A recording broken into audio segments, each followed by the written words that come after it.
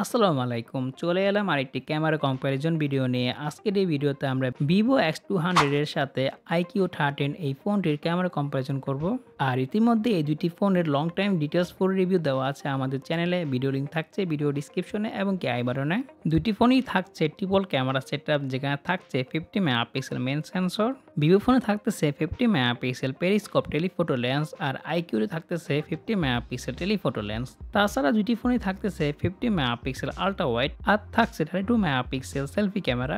iQOO13 দিয়ে সর্বোচ্চ video করা যাবে 8K 30 fps এ, আর ভিভোতে আপনারা করতে পারবেন সর্বোচ্চ 4K 60 fps এ। সো আমি এই মুহূর্তে দুইটি ফোনই 4K 60 fps এ করতেছি ভিডিও কোয়ালিটির কথা বলতে গেলে দুইটি ফোনই খুবই ভালো ভিডিও দিচ্ছে।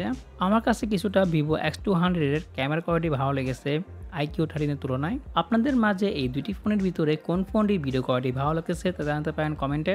এখন কথা বলা যাক এই ফোনটির পিকচার কোয়ালিটি নিয়ে। প্রথমে কথা বলি ম্যাক্রো ফটোগ্রাফি নিয়ে। দুইটি ফোন দিয়ে আপনারা ম্যাক্রো ফটোগ্রাফি করতে পারবেন, আর রেজাল্ট বলতে গেলে অলমোস্ট সিমিলার পাচ্ছিলাম আমরা। আর আপনারা পিকচার স্যাম্পল দেখেও একটি আইডিয়া নিতে পারছেন দুইটি ফোনের ম্যাক্রো ফটোগ্রাফি কেমন হবে। আমার কাছে এই দুইটি ফোনের ম্যাক্রো ফটোগ্রাফি অলমোস্ট সেম লাগছিল।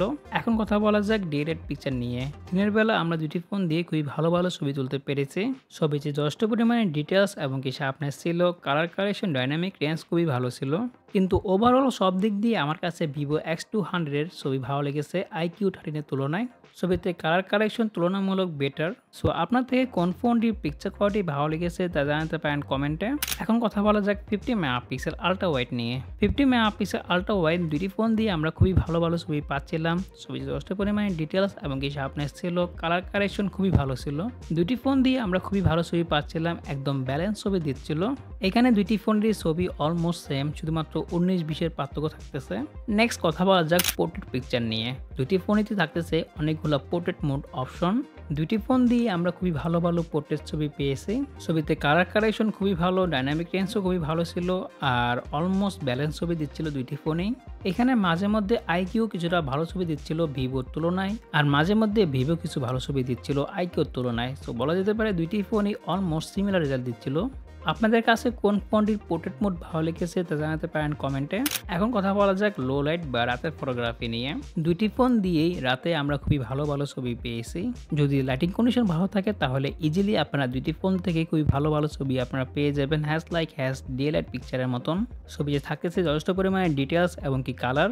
ওভারঅল বলতে গেলে একটি ব্যালেন্স ছবি দিচ্ছিল। আর আপনারা দেখতেই পাচ্ছেন দুইটি ফোন অলমোস্ট সিমিলার ছবি দিচ্ছে। তো এখানে পার্থক্যের কথা বলতে গেলে সেম 19-20 পার্থক্য থাকতেছে।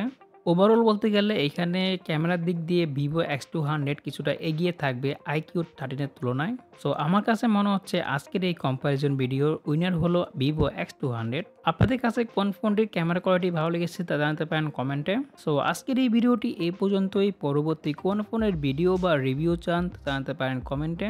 আর আজকের জন্য বিদায় নিচ্ছি আমি শাহাদ হোসেন সজীব, শাহাদ থেকে। আল্লাহ হাফেজ।